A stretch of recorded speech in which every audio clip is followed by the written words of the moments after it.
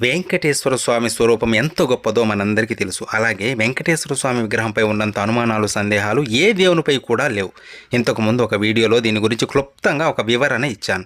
చాలామంది positive comment చేశారు. కానీ కొంతమంది ఇంకా కూడా వెంకటేశ్వర స్వామి రూపంపై సందేహాలు కలిగి ఉన్నారు.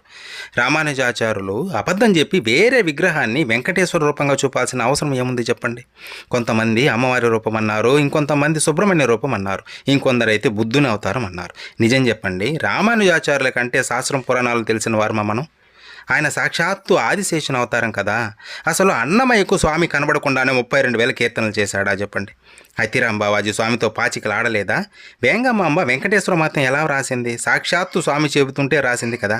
అసలు అక్కడ అమ్మవారి రూపమో, సుబ్రహ్మణ్య స్వామి రూపమో, బుద్ధవతారమో అయితే వాళ్ళు కూడా సనాతన ధర్మంలో దేవతా స్వరూపాలే కదా. అలాగే వాళ్ళని పూజించుకుంటూ ఉండేవాళ్ళం కదా. ఇకనైనా ఈ సందేహం పోతే